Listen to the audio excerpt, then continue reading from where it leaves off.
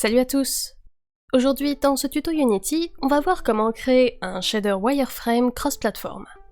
À la fin de la vidéo, on aura ce shader basique qui nous permettra de faire un rendu fil de fer de la plupart des géométries, avec différentes options comme la couleur ou les effets de transparence. Donc on pourra voir les arêtes et les triangles de nos objets pendant que le jeu tourne, et customiser ce visuel de wireframe avec quelques paramètres. Comme d'habitude, n'oubliez pas que vous pouvez retrouver tout le code et les assets pour ce tutoriel sur mon GitHub ici. Et tout cela étant dit, il est temps de se lancer et de découvrir comment implémenter ce shader wireframe cross-platform. Avant de passer à la pratique, prenons d'abord un moment pour discuter de pourquoi les shader wireframe c'est compliqué à faire et pourquoi une version cross-platform ça demande encore plus de réflexion.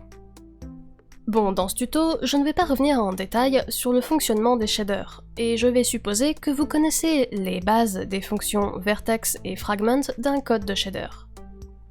Et en particulier que vous savez un truc crucial sur les shaders de base, qui est que dans un shader simple, avec une fonction vertex et une fonction fragment, on n'a aucune information sur la topologie de notre mesh.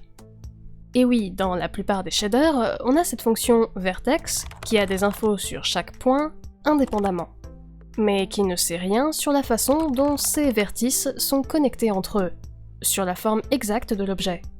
Cette connectivité de point à point, c'est ce qu'on appelle la topologie du mesh, et c'est ce qui nous permet d'avoir des faces et de voir des objets comme des solides dans nos scènes 3D Unity. Le problème, c'est que le but d'un shader wireframe, c'est justement de visualiser cette topologie de mesh, donc on a forcément besoin d'avoir cette info. Alors, comment est-ce qu'on peut faire pour obtenir ces données manquantes? Dans Unity, il y a deux astuces faciles pour résoudre ce problème et faire des wireframes. Si on veut que toute notre scène ait un rendu fil de fer, autrement dit que chaque objet à l'intérieur soit en wireframe, alors on peut utiliser les GL Graphics de Unity et activer le mode wireframe avant que le rendu de la scène ne commence. Et pour ça, on peut utiliser ce petit script. Si on met cette classe C# MonoBehavior sur une caméra dans notre scène, alors elle va faire un rendu de la scène en wireframe parce que le mode fil de fer est activé dans le hook onPreRender, donc avant que le rendu ne commence. Sauf qu'évidemment, ça ne nous permet pas de choisir les objets à montrer en wireframe, et on a donc assez peu de contrôle. Redésactiver le mode wireframe dans le hook onPostRender est une façon de contourner ce blocage. En gros, si on met nos objets wireframe sur un layer, et qu'on met le reste de la scène sur un autre layer, alors on pourra superposer deux caméras qui font chacune le rendu d'un seul layer, et mettre notre script juste sur la caméra qui fait le rendu du layer wireframe. Comme ça, on applique notre effet fil de fer que sur une partie des objets, à savoir ceux qui sont sur le layer wireframe. Enfin bon, ça complexifie quand même pas mal la scène, et on n'a pas énormément de paramètres customisables, comme l'épaisseur du wireframe ou sa couleur. Et en plus, d'après ce que j'ai testé, cet outil ne fonctionne qu'avec l'ancien pipeline de rendu Legacy, donc on ne peut pas s'en servir avec les nouveaux pipelines URP ou HDRP. C'est pour ça que souvent, pour faire un rendu wireframe, on utilise plutôt un Geometry Shader. Pour faire court, l'idée de Geometry Shader, c'est qu'en plus des fonctions vertex et fragments classiques, il contient aussi une fonction Geometry juste avant l'étape de rastérisation. En d'autres termes, on ajoute une nouvelle fonction qui utilise aussi des données 3D, mais qui, cette fois, a accès à la topologie du mesh.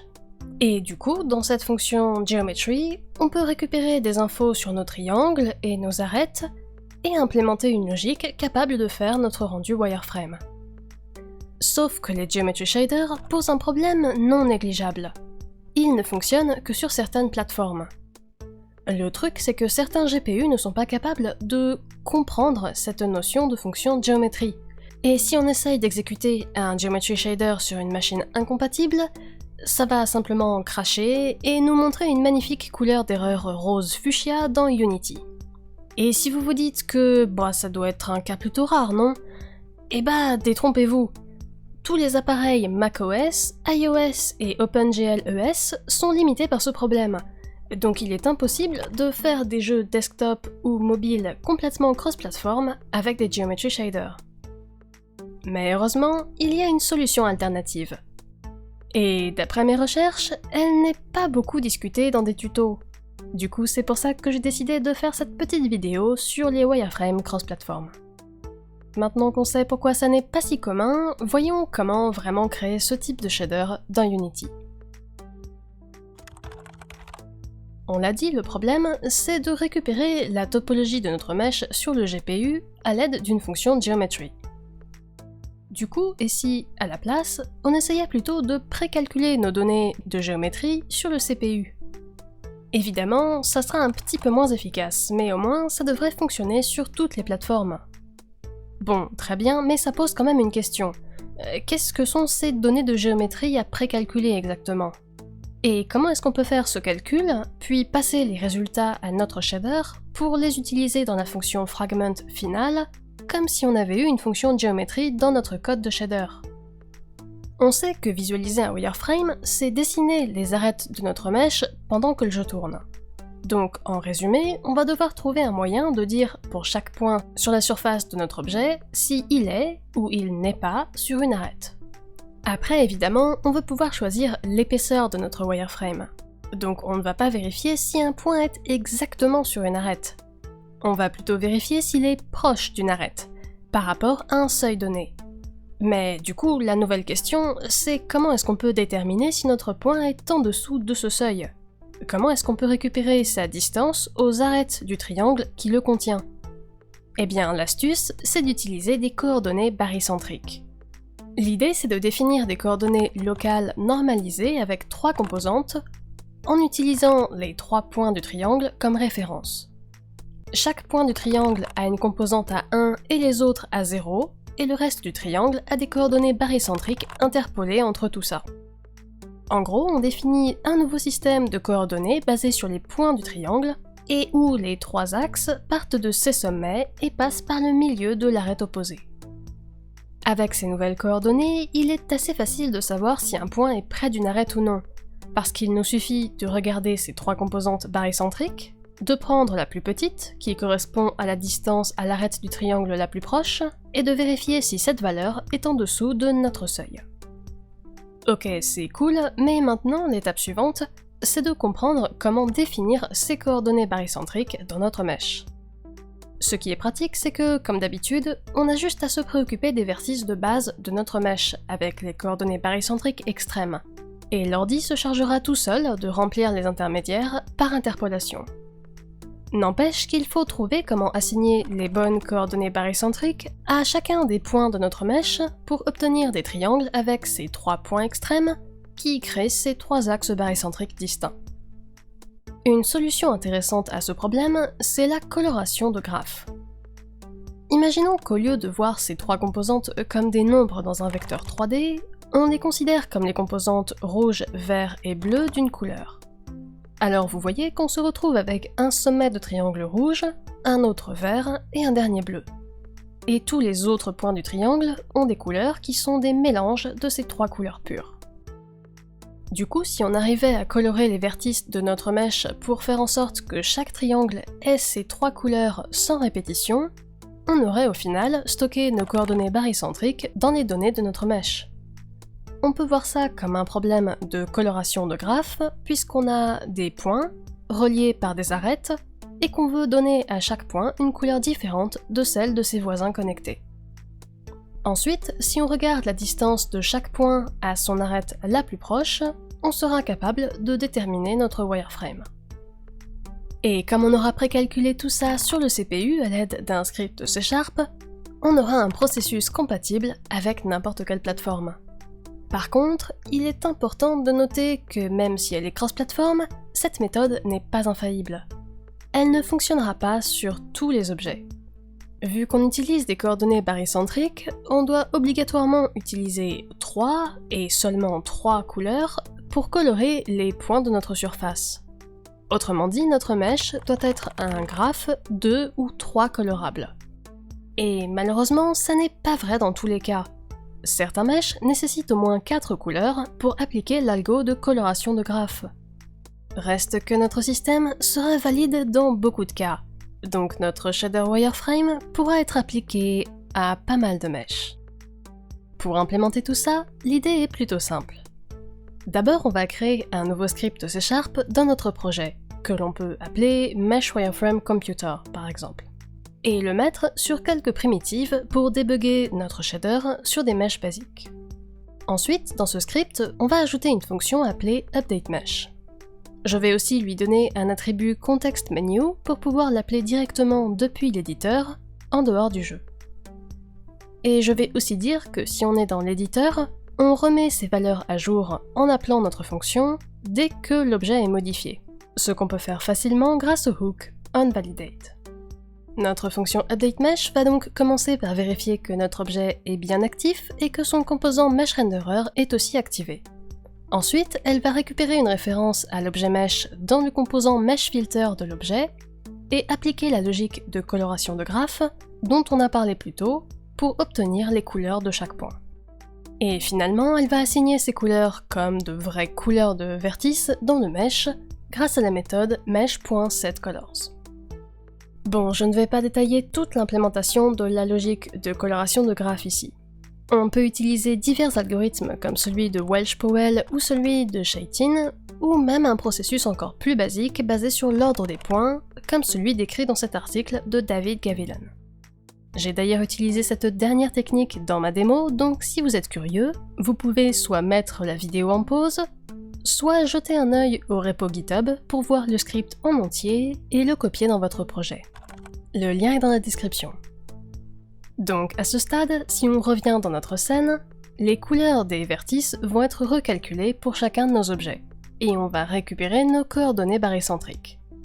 Si on veut être sûr qu'elles sont à jour pour un objet en particulier, on peut forcer un refresh en sélectionnant l'objet et en allant dans le menu contextuel de notre composant de script, en haut à droite, et en cliquant sur l'item UpdateMesh que l'on a ajouté grâce à l'attribut ContextMenu.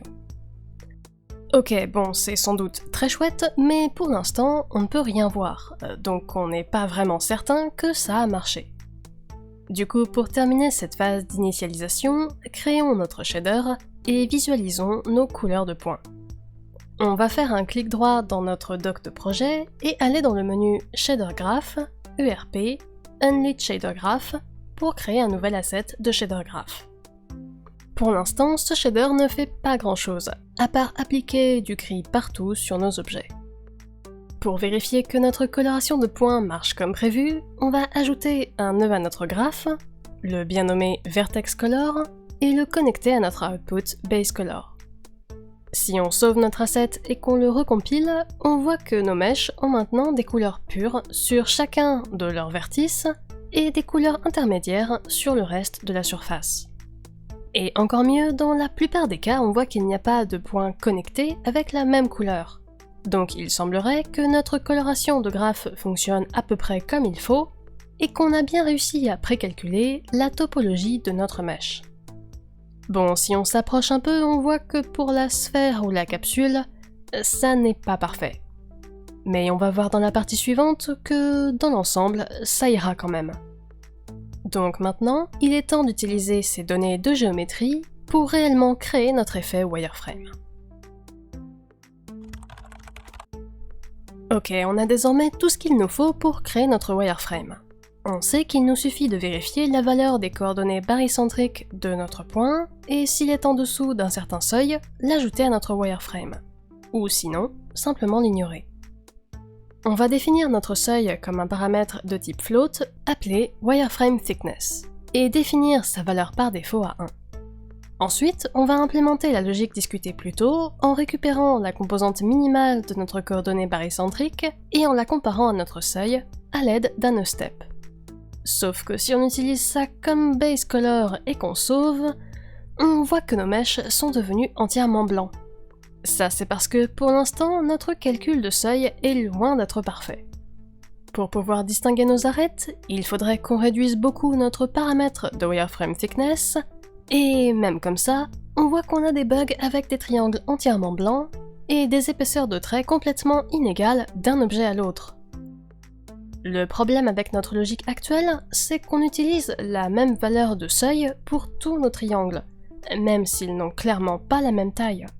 Et donc on compare des valeurs changeantes à un seuil fixe. Une solution, c'est de ne pas prendre la valeur de couleur elle-même, mais plutôt son taux de variation en X et en Y sur l'écran. On peut obtenir cette valeur grâce aux nœuds DDX et DDY, et comme on n'a pas besoin de connaître le sens de la variation, on peut utiliser des nœuds absolutes pour récupérer des valeurs absolues, et enfin ajouter les deux nombres. Si on multiplie ensuite notre paramètre wireframe thickness par ce résultat et qu'on l'intègre dans notre logique, on voit que notre wireframe disparaît.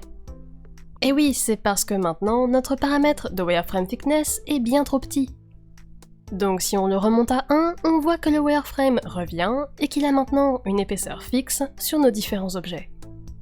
Pour terminer ce shader, on peut ajouter quelques extras, comme par exemple des paramètres de couleur et un nœud LERP pour que les utilisateurs puissent choisir la couleur du wireframe et des faces du mesh entre les arêtes du wireframe, ou un paramètre booléen pour choisir si on veut montrer ou non ces faces. Parce que si on va dans nos graph settings et qu'on descend pour activer l'option alpha clipping, on voit qu'ensuite, en connectant notre calcul de wireframe dans nos slots d'alpha, on se retrouve avec des meshs où seules les arêtes sont visibles, et le reste est complètement transparent. En plus, ce qui est cool, c'est que comme c'est de l'alpha clipping, on peut garder un shader en mode opaque, et juste ignorer les pixels que l'on ne veut pas voir, sans avoir à calculer des effets de transparence complexes, ce qui rend notre shader beaucoup plus efficace. Donc pour finir, on peut ajouter un nœud branch et dire que si notre option Keep Base Mesh est activée, alors l'opacité est de 1 partout, et sinon, elle dépend de notre wireframe. Comme ça, en jouant avec ce paramètre, on peut montrer ou cacher les faces de notre mesh, et customiser encore un peu plus notre shader wireframe. Évidemment, ici on a juste créé un shader wireframe cross-platform basique, et il ne pourra pas fonctionner avec tous les meshs, car notre méthode de coloration de graphe n'est pas infaillible. Par exemple, on a vu que notre sphère et notre capsule ont quelques arêtes manquantes.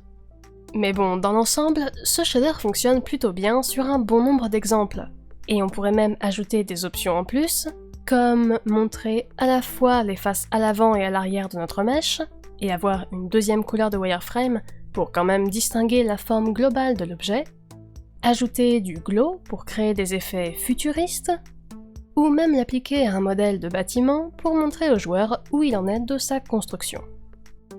Enfin, tout cela étant dit, je pense qu'on a déjà vu assez de choses pour aujourd'hui.